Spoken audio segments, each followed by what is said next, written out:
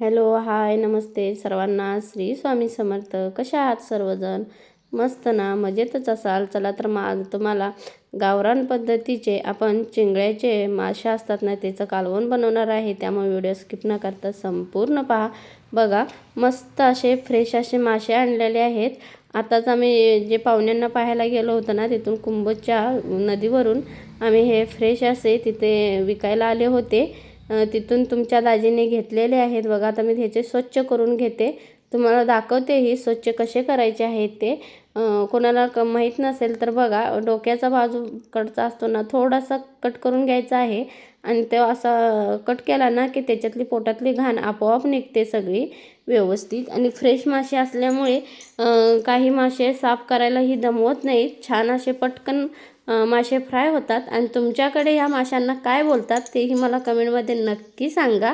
आणि शनिवारचं तुम्हीही नॉनव्हेज खाता का तेही मला सांगा. आता हे ना, माझा लहान मुलगा आणि मिस्टर माझे दोघंजण खातात. त्यामुळे मी थोडं आता कालवण बनवणार आहे आणि संध्याकाळी त्यांना फ्राय करून देणार आहे. त्यामुळे एकदमच मी दोन्ही मासे म्हणजे सर्वच मासे एकदमच मी हे करून घेणार आहे, साफ करून घेणार आहे. बघा, शेपटीचा भाग ठेवला आहे म्हणजे मी थोडंसं फ्राय करणार आहे, त्यामुळे ठेवला आहे. आणि तुमच्याकडे या माशांना काय बोलतात तेही मला कमेंटमध्ये नक्की सांगा. आणि व्हिडिओ स्किप न करता संपूर्ण पहा. बघा, साधी सोपी आपलं कालवण बनवणार आहे आणि चवीला अप्रतिम असं होतं. आणि आत्ताच दाजीने तुमच्या खाऊन ते झाल्यानंतरच मी व्हिडिओ अपलोड करत आहे, त्यामुळे काळजी नसावी. मी जे प्रमाण सांगते ते परफेक्ट असतं आणि चवीला छान झाल्यानंतरच मी व्हिडिओ अपलोड करत असते. बघा, दोन्ही बाजूला मी मासे काढून घेतले आहेत. आता कढईमध्ये तेल गरम करत ठेवते. कढई ही माझी फक्त नॉनव्हेज बनवण्यासाठीच आहे, त्यामुळे ह्याच्यामध्येच मी नॉनव्हेज बनवते. ज्या दुसऱ्या कढई आहेत त्याच्यामध्ये मी नॉनव्हेज बनवत नाही, कारण की त्यावेळेला कसं होतं, आपलं उपवासाचं ते नसतं, त्यामुळे नॉनव्हेज बनवत नाही त्या कढईमध्ये. बघा, कढईमध्ये 2-3 पळी तेल घालून घेतलं आहे. आणि ह्या चिंगळ्या अतिशय चवीला उत्तम होतात आणि छान लागतात. मी खात नसले तरीही चवीला छान होतात, कारण की तुमच्या दाजींना दुसऱ्या कोणत्या माशांपेक्षा ह्या चिंगळ्या खूप आवडतात. बघा, लसूण छान असा ठेचून घातला आहे तेलामध्ये, चांगला फ्राय करू द्यायचा आहे. आणि त्याच्यामध्ये थोडेसे हे मासे, लहान मासे आहेत ना, ते टाकून द्यायचे आहेत. त्यामुळे काय होतं, लसणाचा उग्रवास असतो तो खूप छान माशांना बसतो आणि मासे ही चवीला खूप छान होतात. ही माशाची पद्धत मिस्टरांच्या आमच्या मावशीने सांगितलेली आहे मला. त्याही कोकणातल्याच आहेत. त्या इकडं आल्या होत्या त्यावेळेला त्यांनी मला शिकवलेले आहे हे असे मासे बनवायचे. आणि त्याच्यावरती चवीपुरतं मीठ घालायचं आहे. माझी आई ही खूप छान पद्धतीने मासे बनवते. आणि त्याच्यावरतीच थोडीशी हळद वापरायची आहे. मीठ आणि हळदीमुळे काय होतं, माशांना छान असं चव येते. आणि थोडीशी हळद हे माशामध्ये थोडीशी जास्त वापरायची. आपण इतर वेळेला भाजीमध्ये वापरतो त्याच्यापेक्षा थोडीशी जास्त वापरायची आहे, कारण की नॉनव्हेजला थोडीशी हळद जादा लागते. बघा, आता 1-5 मिनटं त्याच्यावरती झाकण ठेवून ना, एक कापड घ्यायचं आहे आणि मस्त असं त्याला हलवून घ्यायचं आहे, जेणेकरून काय होईल, माशांना सर्व व्यवस्थित लागेल.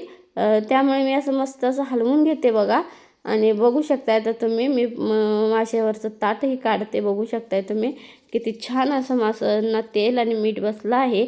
आणि हो, हे 5 ते 10 मिनटात मासे आपले तयार होतात. लगेच तयार होतात हे मासे. त्याच्यामध्ये लिंबाचा रस घालते. लिंबाचा रसही भरूनच घातला आहे, बघू शकताय. आणि त्याच्यामध्येच ना हे वाटण आहे बघा, ते वाटण घालून घेते मी. कारण काय होतं ना, त्याच्यामध्ये असं ओलं खोबरं, लसूण आणि फक्त कोथिंबीर एवढंच वापरलेलं आहे.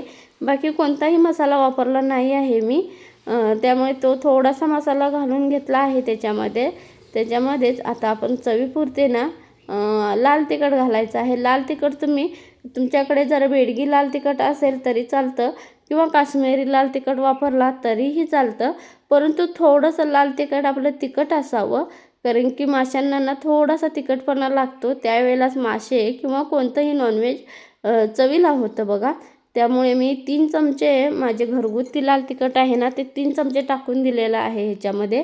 आणि त्याच्यामध्ये आता मिक्सरच्या भांड्यामध्ये जो मसाला केलेला होता ना, त्याच्यामध्ये पाणी मिक्स करून छान असं थोडंसं 2 वाटी पाणी ओतून घेतलं आहे. बघा, आणि एकदा काय करायचं आहे, एकदा मस्त असं उलताने ना, जास्त ना हालचाल करतात, थोडंसं किंचित त्यांना हलवून घ्यायचं आहे. म्हणजे काय होतं, मासे आपले तुटतही नाहीत आणि शिजतातही छान.